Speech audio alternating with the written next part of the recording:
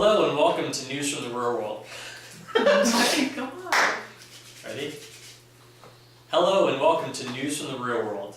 I'm Jordan. I'm Andrew. I'm Kevin. Caitlin.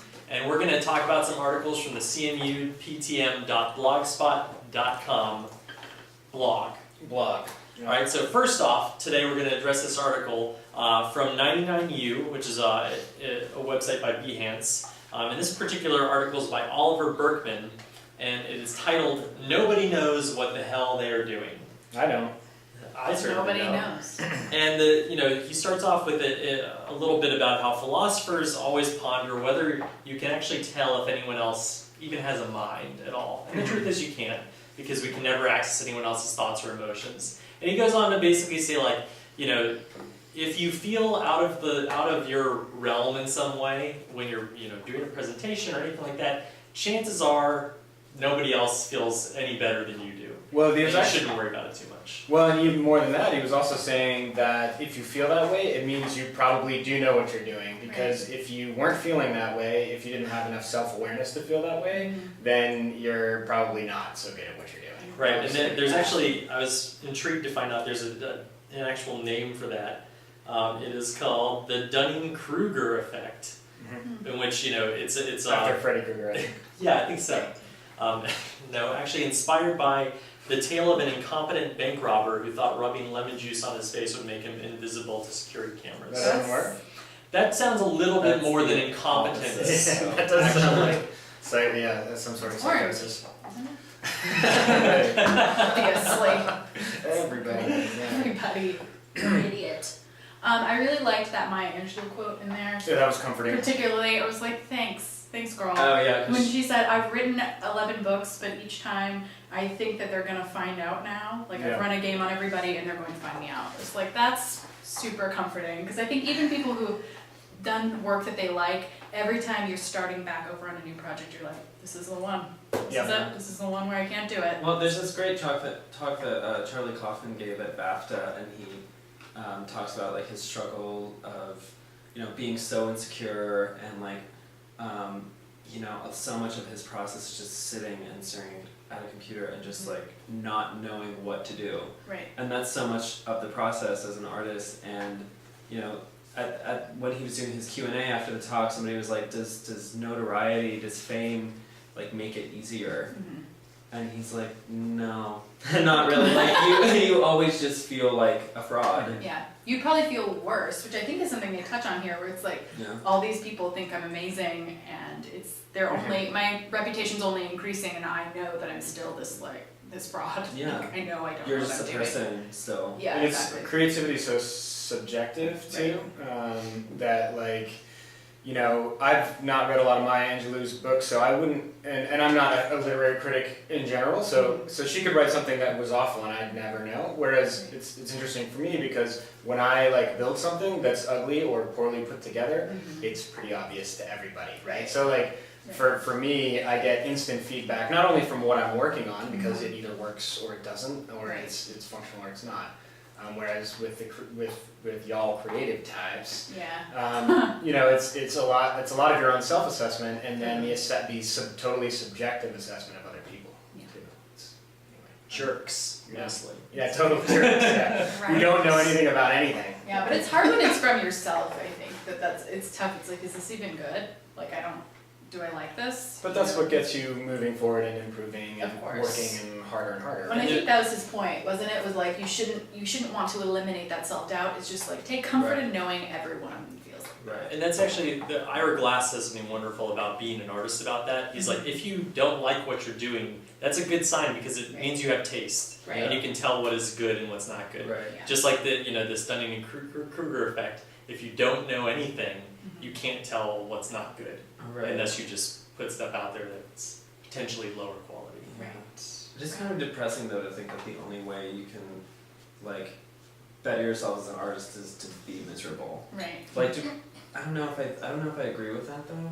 I mean, I also don't know if I agree that just because you feel insecure that means that what you're doing is good. Right. I don't know if it's like, maybe insecurity is the wrong word. Maybe it's more like self-reflection. You know what I mean? As opposed to just being like, whatever I do is great without like really looking at it critically. Right. Like maybe that's part of the point is it's like, I can look at this and think like, I don't know if this is, you know what I mean? And the only way to really know if you're doing it well is how many likes you have on Facebook. Right. Right. Instagram is- So if you're not on Facebook, you're screwed.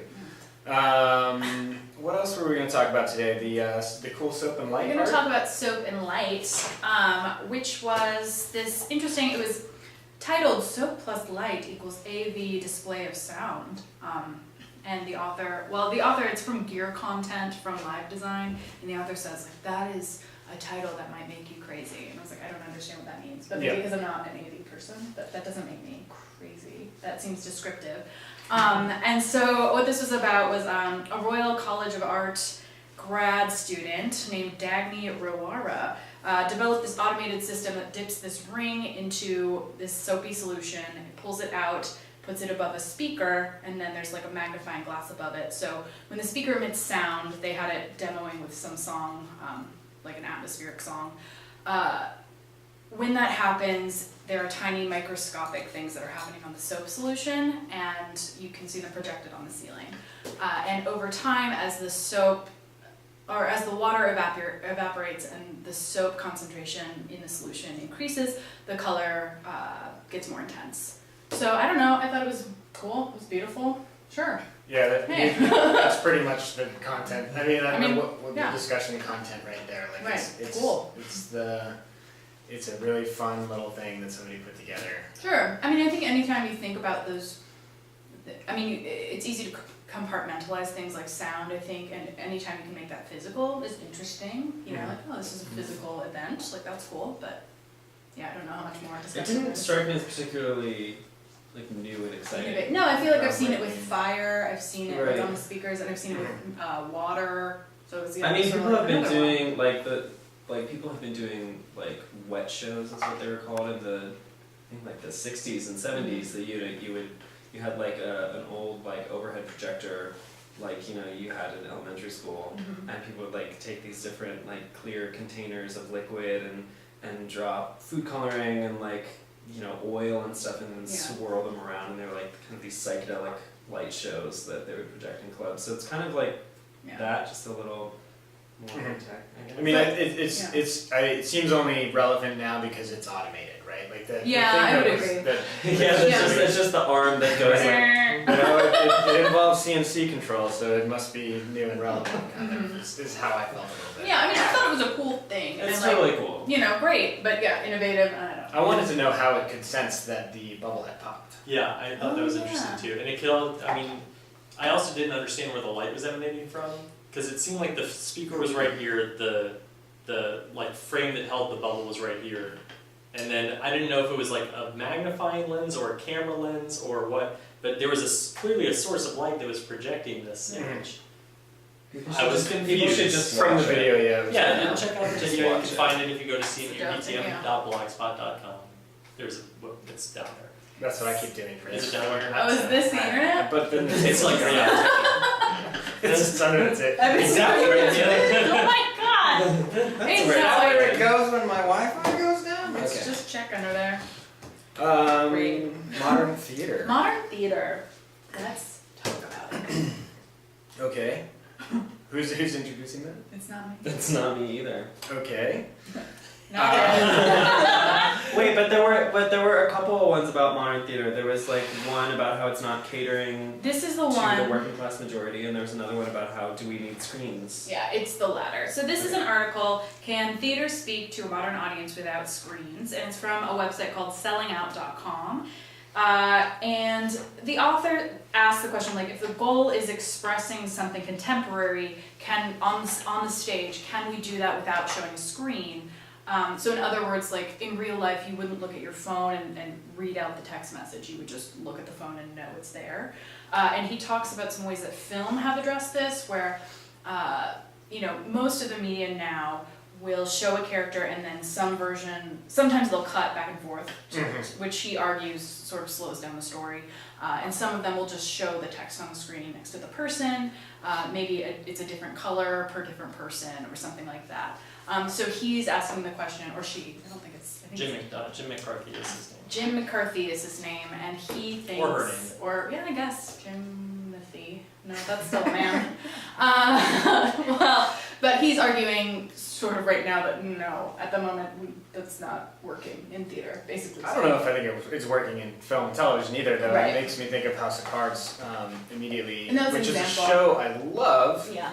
but hate that aspect of it. Yeah. In fact, like when that happens, I feel like the whole program is sort of demeaned. Can you explain what you're talking about? So it's a device they use a lot because Mm-hmm. they are communicating on their iPhones a lot, and they're specifically iPhones too. And maybe that's what bothers me about it as well. But Product they'll placement. be texting to one another, and you'll see Kevin Spacey there, and he's getting a text message, and it does the badoop sound, Yeah. and then the bubble like pops up on the side of the screen, and it's Oh. very like in a show that is so deeply rooted in like the kind of the true grit reality of like Sure. backstabbing politics or something. Sure. This seems totally, I don't know, animatronic or something. It's Yeah. it just sounds Makes it kind like of Chuck E. cutesy. Cheese. Like if Right. it's like about like high level government conspiracies, but it's all like doo-doo-doo. This is Yeah. also a show in which the main character turns and talks to the camera. That's yeah, but true. that's a soliloquy. We do that. I mean, that's. It's not a soliloquy. Right. You know what that is. Yeah, it's true. But yeah, I think An you're aside. saying He like does lots of asides. we can play with form is sort of what you're Yes. saying. Yeah, but I think what I you're agree with saying. you. It's not it doesn't the work. swiftest method of doing it. Yeah. I don't mind it so much. There's actually a really great video on Yeah. this page. If you go to that article, which is titled "Can Mud Theater Speak to a Modern Audience Without Showing Screens?" There's a video at the bottom of the post where a guy sort of does a wrap up of all these different methods of presenting that exact thing. Like how do you show texting on screen, and also how do you show the internet on screen? Because Yeah. I don't think anyone's really worked that out. His favorite, Sherlock. well, I was gonna say his favorite internet version is just when you show the full screen. So Oh, in right, other words, right. like this is what the experience is like. So in a movie theater, it'd be an enormous version of that, which I thought was an interesting solution. And why couldn't you use that for text messaging? Full screen, it's a text, we get Has it. anyone seen in theater an effective use of like either texting or like showing an actual like screen image? No. Not so far. I mean, I could imagine something similar where it's like I'm looking at my phone and it's projected behind me, but it would have to be a show about that for that to make any sense. Right. I'm you sure know? they exist. Actually, I know for a fact that one exists. It's by I think New Paradise Laboratories, which I think we talked about on the last time I was here. Yeah. They did a piece that was like, it's all online and everybody's like Facebook personas, but it's very much about the internet. Like, Right. so I don't know if that's really what we're talking about because we're Yeah. talking about just like, it seems like he's talking about In just- passing. just inserting that into a play that's not centrally about the technology. Right, But how because to keep everything very contemporary. Consistent, I don't know about yeah. inserting, but I think he's saying like if you wrote a play right now about 2014, we all phone. you'd have to do it because we Right. all do have that. Mhm.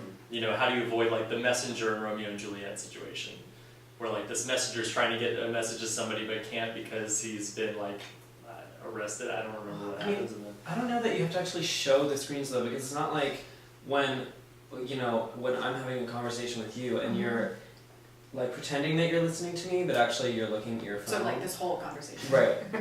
I'm not actually seeing what you're typing on your phone. Right. It's a Yeah. part of daily life for us all to be on our phones, but it's not a part of daily life for us all to be looking at each other's phones I'm not and in your seeing phone with and you. yeah.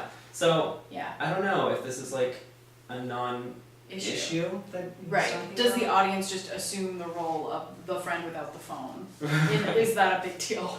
It would only be a big deal if like, oh, I'm in a scene by myself and you're texting me from afar. You know what I mean? Yeah. Do I say, oh, I can't believe he texted me, like I'm all alone? Right. That might be some of what he's talking about. If it's not a play about technology, how do we deal with it then? Because I would never do that. I would just look.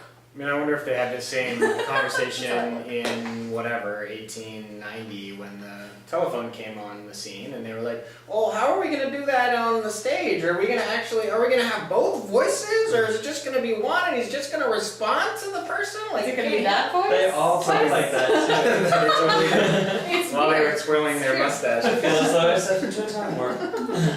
I mean, you know, it's someday we'll be asking about like how we like incorporate our robotic, you know, headgear into our plays or something. I don't know. Well, I'll just be living. Hopefully, we're telling stories that are more interesting than that. I guess. Yeah. Is where I'd really land on it. Like if a piece of art revolves around somebody sending a text message, I'm probably personally not all that interested. Right, or if it really revolves around it, then find a creative way to show it. Yeah. But if it doesn't, maybe avoid it. I don't know. Yeah. Or do exactly what we're talking about. Don't do scenes that revolve around me staring at my Does That's that it. does that mean we're done? This means we're I done. think that means we're done. I think that means that our time's up for this session. Thanks for joining Thanks us. for watching. Thank you so much.